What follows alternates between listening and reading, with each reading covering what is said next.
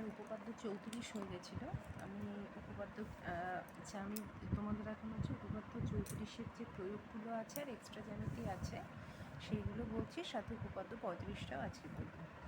উপপাদ্য 34 তোমরা কী পড়েছ, যে কোনো বৃত্তের একই বৃত্তচাপের উপর অবস্থিত কেন্দ্রস্থ কোণ বৃত্তস্থ কোণের দ্বিগুণ। তাহলে ধরো এটা যদি একটা কেন্দ্র হয় বৃত্তটার, তাহলে এটা যদি ধরো চাপ হয়, এপিবি ধরো যদি চাপ হয়, তাহলে আমরা এ ও বি যদি যোগ করি, তাহলে ধরো এটা যদি সি হয়, তাহলে এটা একটু উপরে উঠে গেল, সিটাই বৃত্তের ভেতরে হবে।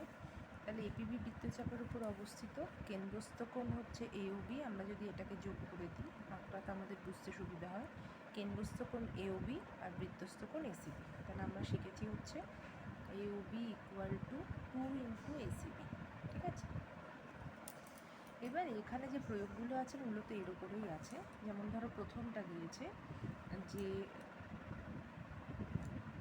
কি বলেছে, এবিসি পরিবৃত্তের কেন্দ্র, পরিবৃত্ত মানে যেহেতু ত্রিভুজের বাইরে বৃত্তটা আছে, এবিসি পরিবৃত্তের কেন্দ্র ও এবিসি পরিবৃত্তের কেন্দ্র ও বিন্দু এ এবং বিসি জ্যা, বিন্দু এ এখানে আমি অন্য নাম দিয়েছি, এটা পাল্টে দিলাম, বিন্দু এ এবং বিসি জ্যা বিসি জ্যা কেন্দ্রের বিপরীত পার্শ্বে অবস্থিত। এই যে একটা এই পাশে আছে আর একটা পাশে আছে। বিওসি ইকুয়াল টু, এটা যদি 120 ডিগ্রি হয় তবে বিএসি কত? তাহলে আমরা দেখতে পাচ্ছি এটা কেন্দ্রস্থ কোণ, এটা বৃত্তস্থ কোণ বা পরিধিস্থ কোণ, তাহলে এটার দ্বিগুণ হচ্ছে এটা। তাহলে এসিবি ইকুয়াল টু কী হবে, হাফ ইন্টু 120 ডিগ্রি, তার মানে হচ্ছে 60 ডিগ্রি। ঠিক আছে, ঠিক একইভাবে পরেরটা কি বলেছে, ছবিগুলো দেখো একই টাইপের। কি দিয়েছে এটা একটু মন দিয়ে বুঝবে। এই ধরো একটা বৃত্ত দেওয়া হলো, এটা আমরা যোগ করলাম, একটু উপরে উঠে গেল, এরকম যদি হয় তাহলে এটা ও, এটা এ, এটা বি, এটা সি। খেয়াল করো এই যে ও এ, ও বি, ও সি, এরা প্রত্যেকে একই বৃত্তের ব্যাসার্ধ, তাই তো? তাহলে প্রত্যেকটাই সমান। তাহলে আমরা এই যে দুটো ত্রিভুজ পাচ্ছি, ও এ এ ও বি আর এ ও সি, তাহলে বলতে পারি এরা সমদ্বিবাহু ত্রিভুজ। কেন? O A equal to O C, O B equal to O A বলতে পারছি। তাহলে এই কোণটা যদি 35 হয় আর এই কোণটা যদি 45 হয়, তাহলে এই দুটা যখন সমদ্বিবাহু ত্রিভুজ, এইটা যখন ও এ সি একটা যদি সমদ্বিবাহু ত্রিভুজ হয়, তাহলে এইটা 45 হলে এইটা 45। ঠিক একইভাবে এইটাও একটা সমদ্বিবাহু ত্রিভুজ এ ও বি, তাহলে এটা 35 হলে এটাও 35। তাহলে এই দুটোর যোগফল কত পেলাম, 45 প্লাস 35 ইকুয়াল টু 5 5 10 0, 4 3 17 8, 80 ডিগ্রি। তাহলে এইটা যদি বৃত্তস্থ কোণ যদি 80 হয়, তাহলে কেন্দ্রস্থ কোণ কত হবে, 160। বোঝা গেল আশা করি। ঠিক একইভাবে দেখো 4 নম্বরের প্রয়োগটাও দিয়েছে। ও এ বির মান হিসেব করে লিখি, যখন O A P equal to 25, O B P equal to 35। সেটা আমি আঁকছি না যেহেতু একই রকম। তাহলে এটা 35, এটা 25, তাহলে এটাও 35, এটা 25। তাহলে আমরা কোণ এপিবির মান কত পাচ্ছি, 60 ডিগ্রি, তাই তো? এই কোণটা তাহলে 60 ডিগ্রি হলে কেন্দ্রস্থ কোণ কত হবে, 120 ডিগ্রি। তাহলে দেখো ত্রিভুজ ও এ বি, ত্রিভুজ ও এ বি কি একটা সমদ্বিবাহু ত্রিভুজ না? এরকম আছে যেখানে ও এ আর ও বি একই বৃত্তের ব্যাসার্ধ।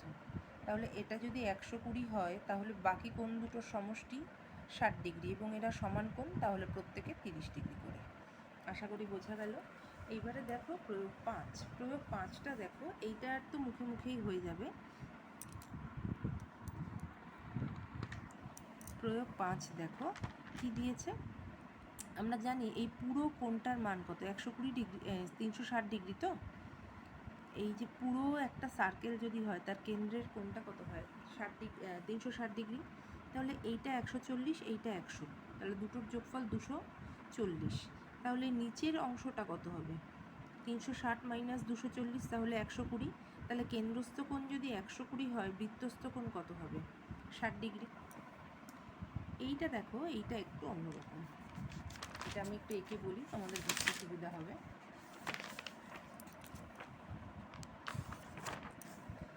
কীরকম দিয়েছে ছবিটা, এই যদি ও কেন্দ্র হয়, ও এ ও বি এরকম আছে ছবিটা, তাই তো? খুব মন দিয়ে দেখো, এই ছবিটার সাথে আগের ছবিটা কিন্তু একটু আলাদা। কেন?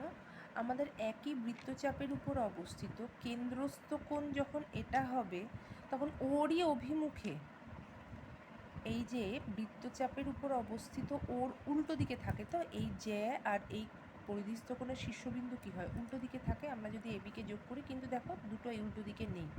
তাহলে আমাদের যদি এই কোণটাকে বৃত্তস্থ কোণ বার করতে হয়, তখন কেন্দ্রস্থ কোণ কোনটা হবে? ওপরেরটা, তাই তো? অভিমুখটা আমাদের কিন্তু খেয়াল করতে হবে। যেহেতু অভিমুখটা আলাদা, দেখো এই কোণটা কেন্দ্রস্থ, যেটা আমাদের 120 ডিগ্রি দিয়ে দিয়েছে, এটা যদি কেন্দ্রস্থ কোণ হয়, তাহলে তার বৃত্তস্থ কোণ অপোজিটে থাকবে, তাই তো? সম্মুখস্থ কোণ। কিন্তু এটা কি সম্মুখে আছে? এটা কিন্তু সম্মুখে নেই। তাহলে এই কোণটার বৃত্তস্থ কোণ, কেন্দ্রস্থ কোণ কোনটা হবে? এর অপোজিট কোণটা। তাহলে এইটা যদি 120 হয়, তাহলে এটা আমরা কত পাচ্ছি? 360 মাইনাস 120 মানে হচ্ছে 240। তাহলে কেন্দ্রস্থ কোণ যদি 240 হয়, তাহলে বৃত্তস্থ কোণ কত হবে? 120 ডিগ্রি। আচ্ছা, এই প্রমাণটা তোমাদের পড়ার বিশেষ দরকার নেই, এই প্রমাণটা বিশেষত আসে না।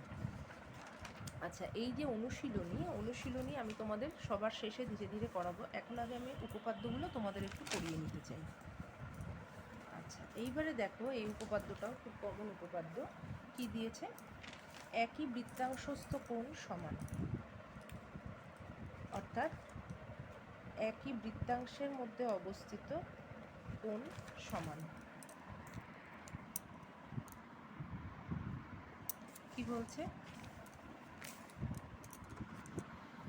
কি বলছে দেখো, যে এই যদি একটা,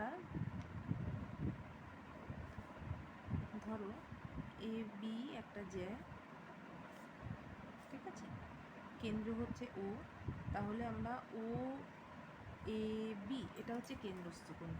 এবারে দেখো, এই এ বিকে নিয়ে যদি আমি একটা এই বৃত্তের ওপরে আরও একটা বিন্দু নিলাম, ধরো এরকম আঁকলাম, এটা ধরো সি।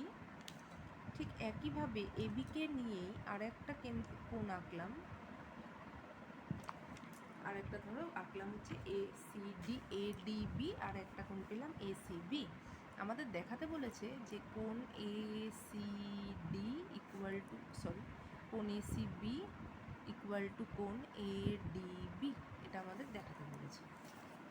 তাহলে আমরা কি দেখাবো? যে এই দুটো কোণ সমান। আমরা এখানে দেখতে পাচ্ছি যে তোমরা এই যে উপপাদ্যটা পড়েছো, আমরা কি করতাম, যে এ বিকে, এই যে যেটার এবিটা যখন জ্যা, এই এবিকে নিয়ে যে কোণটা তৈরি হতো সেটাকে আমরা বৃত্তস্থ কোণ আর কেন্দ্রস্থ কোণ করে দেখাতাম। তাহলে এবিকে নিয়ে আমরা কেন্দ্রস্থ কোণ পাচ্ছি এওবি, আর বৃত্তস্থ কোণ একটা পাচ্ছি এসিবি। তাহলে আমরা কি জানি? AOB equal to 2 into ACB.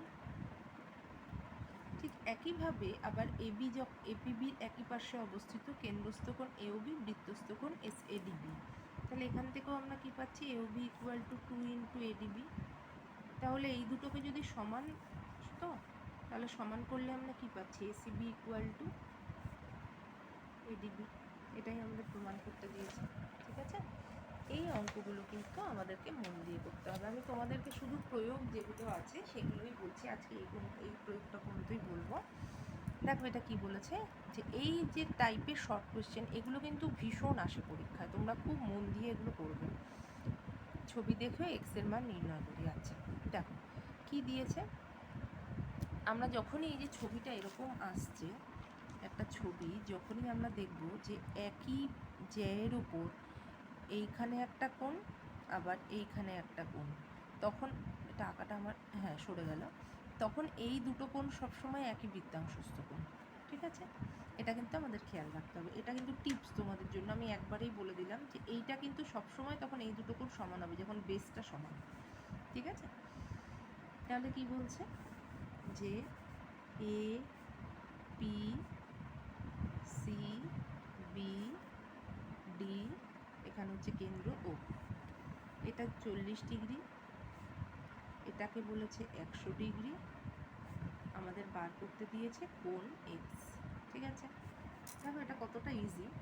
একই বৃত্তাংশস্থ কোণ তো এই কোণটার এই কোণটা, তাহলে এটা 40 হলে এটা 40। তাহলে এই যে ত্রিভুজটা আমরা পাচ্ছি এ বি সি, তার একটা 40 একটা 100, তাহলে এটা কত হবে? 40 ডিগ্রি হবে, খুব ইজিলি।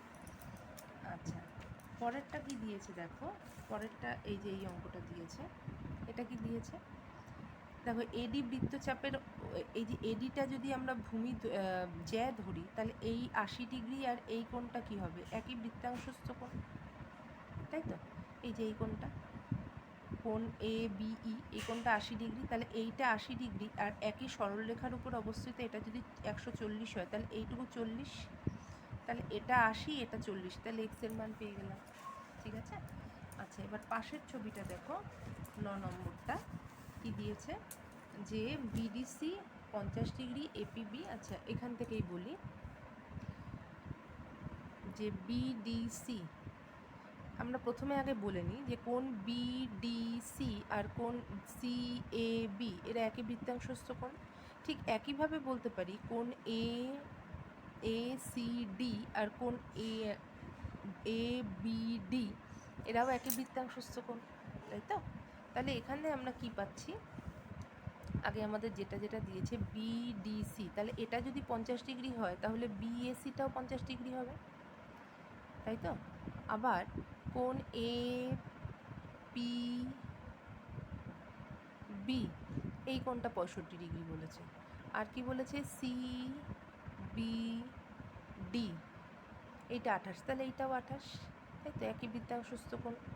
এই যে সিডি জ্যায়ের উপর অবস্থিত, একই বৃত্তাংশস্থ কোণ। তাহলে যদি ছবিটা আঁকি, ছবিটা কীরকম দাঁড়াচ্ছে,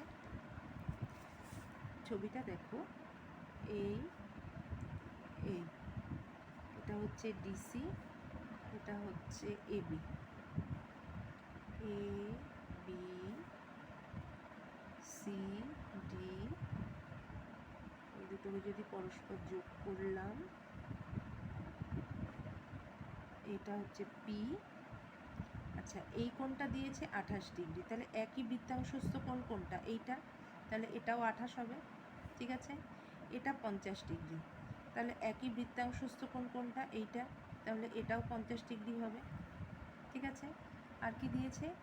65, এই কোণটা 65 ডিগ্রি। তাহলে এইটা 50, এইটা 65, তাহলে আমরা এই ত্রিভুজের এই কোণটা পেয়ে যাচ্ছি। ঠিক আছে। আমাদের কি বার করতে দিয়েছে? এ সি ডি, অর্থাৎ এই কোণটা বার করতে দিয়েছে। দেখো, আমরা যদি আর কি দিয়েছে, এ সি বি, এই কোণটাও বার করতে দিয়েছে। দেখো কত ইজিলি বেরিয়ে যাবে।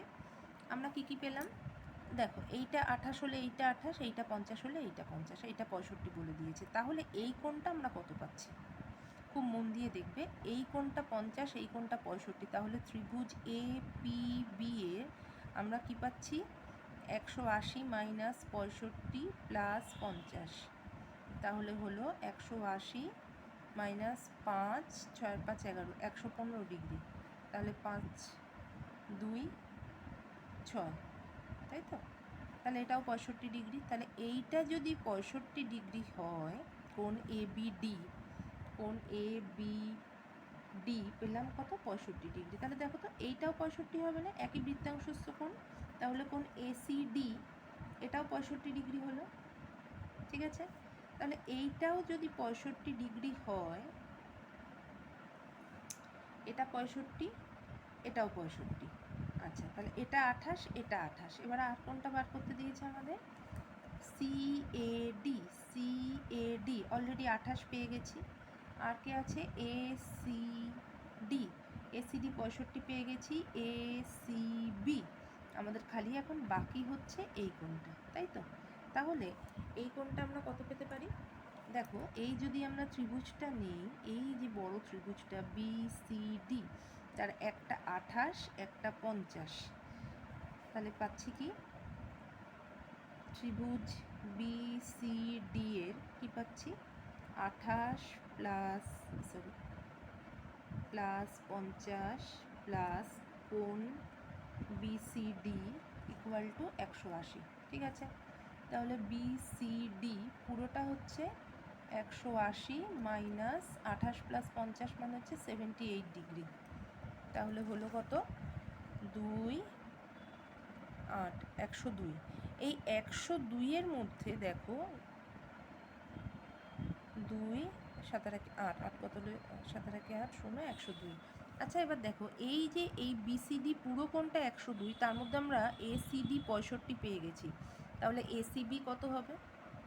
তাহলে এসিবি সমান কত হবে? 102 মাইনাস 65 করলে যা হবে এটা অ্যান্সার। আশা করি তোমরা বুঝতে পারলে। আচ্ছা এইবারে দেখো এই প্রয়োগ দুটো, বিশেষ করে প্রয়োগ 10 আর 11, এই প্রয়োগ দুটো কিন্তু আমরা পড়ব, ঠিক আছে? আচ্ছা আজকে আর আমি এই প্রয়োগ দুটো পড়াচ্ছি না, তোমরা এই পর্যন্ত পড়ো। পরের দিন আমি এখানে 3টে প্রয়োগ আছে আর তার সাথে পরবর্তী যে উপপাদ্যটা আছে এইগুলো পড়াবো, তারপর ধীরে ধীরে শর্ট কোশ্চেনগুলো করাবো। এই যে অঙ্কগুলো আমি করালাম, এই অঙ্কগুলো তোমরা এবার একটু নিজেরাও করার চেষ্টা করবে।